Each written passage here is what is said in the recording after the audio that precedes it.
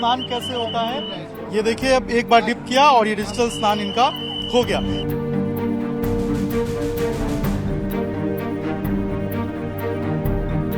पूरी दुनिया डिजिटल की तरफ जा रही है। डिजिटल करेंसी की बात सुनी थी, डिजिटल पेमेंट मोड की बात सुनी थी, लेकिन अब प्रयागराज के अंदर डिजिटल स्नान भी हो रहा है।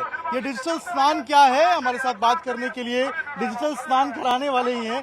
पहले अपना परिचय दीजिए और ये क्या डिजिटल स्नान है उसके बारे में बताइए। तो मेरा नाम दीपक है और मैं यहीं प्रयागराज में फिलहाल रह रहा हूं और मैं यहां पे डिजिटल स्नान करा रहा हूं। तो ये जो काम कर रहा हूं कुछ दिनों से कर रहा हूं, अपने स्टार्टअप के तहत कर रहा हूं। मेरी स्टार्टअप का नाम है प्रयाग एंटरप्राइजेस और इसमें क्या करता हूं कि जो लोग भी नहीं आ पा रहे हैं प्रयागराज महाकुंभ, लेकिन उनकी आस्था है कि उनको आस्था की डुबकी मिले, तो वो मुझे अपने फोटोग्राफ भेज सकते हैं व्हाट्सएप के थ्रू और उसका मैं फिजिकल प्रिंट आउट लेता हूं और यहाँ पे डुबकी लगाता हूं। तो जिन जिन देशवासियों को आस्था है तो वो ये काम मेरे जरिए कर रहे हैं। तो ये एक स्टार्टअप के तहत है और कुछ बहुत ये अच्छा, ये डुबकी लगाते कैसे हैं? ये मान लीजिए आपने फोटो तो निकाल लिया, हाँ। अब ये डुबकी कैसे लगवाएंगे आप? ये बेसिकली हाथ में ऐसे पकड़ के जितनी भी मेरे पास श्रद्धालु लोग मुझे भेजते हैं फोटो, तो एक साथ मैं पकड़ लेता हूँ 40, 50, 60 जितनी भी होती हैं और फिर ऐसे ही जैसे एक नॉर्मल फोटो को डुबकी लगा सकते हैं वो लगाया जाता है और इस तरह से डिजिटल स्नान पॉसिबल हो पाता है। ये डिजिटल स्नान हो गया। हाँ जी।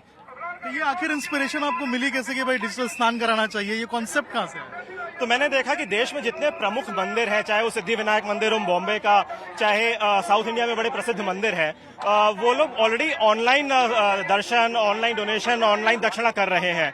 और ये तो डिजिटल कुंभ चल रहा है, हमारे सरकार, हमारे प्रशासन डिजिटल कुंभ के नाम से काफी इसको प्रमोट कर रहा है। तो मैंने सोचा क्यों ना डिजिटल स्नान भी करें, तो इस वजह से मैंने ये मुहिम स्टार्ट की है और मेरे जरिए अब तक जितने भी लोगों का मैं सर्विस कर पाया हूं, हालांकि पैसे भी ले रहा हूं, साफ बोल रहा हूं कि इसमें ऐसा नहीं कि प्रॉफिट मोटिव नहीं है, लेकिन आप ये देखें कि सर्विस भी है, प्रॉफिट मोटिव सेकेंडरी है। एक बुजुर्ग व्यक्ति गांव से मुझे फोन करते हैं और वो कहते हैं कि मेरे पास पैसे नहीं है लेकिन मेरे को स्नान कराना है। उनकी बातों से मुझे लगा कि वो सच में मजबूर व्यक्ति हैं। उनकी बातों से जब मैं कन्विंस हुआ तो मैंने उनसे कहा कि आप मुझे फोटो भेज दीजिए, पैसे मत भेजिए। तो एक तरह की सर्विस भी है, प्रॉफिट भी है, साफ बोल रहा हूँ, प्रॉफिट भी है। कितने लोगों को अब तक आपने स्नान कराया है? देखिए ये बताना ठीक शायद अभी इस स्टेज पे नहीं होगा, बहुत ही रिसेंटली मैंने ये स्टार्टअप अभी शुरू की है, नंबर्स मैं नहीं बताना चाहता हूं फिलहाल। अच्छा, ये डिजिटल स्नान का जो कॉन्सेप्ट है, जो डिजिटल स्नान आप करा रहे हैं, क्या इसका बिल्कुल सेम पैटर्न होता है जो बाकी लोग स्नान कर रहे हैं? सेम आपको क्या लगता है माइथोलॉजिकल रिलीजियसली सेम इफेक्ट होता है? देखिए किसी ने मुझसे स्नान कराने की कोशिश की और फोन से पूछा कि क्या आप कोई मंत्र भी पढ़ते हैं जब आप स्नान कराते हैं? साफ बोल रहा हूँ, मुझे मंत्र नहीं आते हैं और यहाँ पे जितने लोग आ रहे हैं स्नान करने उसमें से कितनों को मंत्र आता होगा मुझे नहीं पता, लेकिन मैं तो सिंपल स्नान कराता हूँ। जिसकी आस्था है वो करा रहा है और उसको कोई जबरदस्ती नहीं है। मुझे कोई मंत्र नहीं आता है। कई लोग कह रहे हैं कि आप मंदिर का दर्शन करवा सकते हो क्या यहाँ पे? नहीं, ऐसी कोई सर्विस फिलहाल मेरे पास नहीं है। यानी कि लोग आ रहे हैं, जुड़ रहे हैं आपसे डिजिटल स्नान के लिए? हाँ जी, कुछ विदेश से भी जुड़ रहे हैं, कुछ भारत से तो जुड़ ही रहे हैं।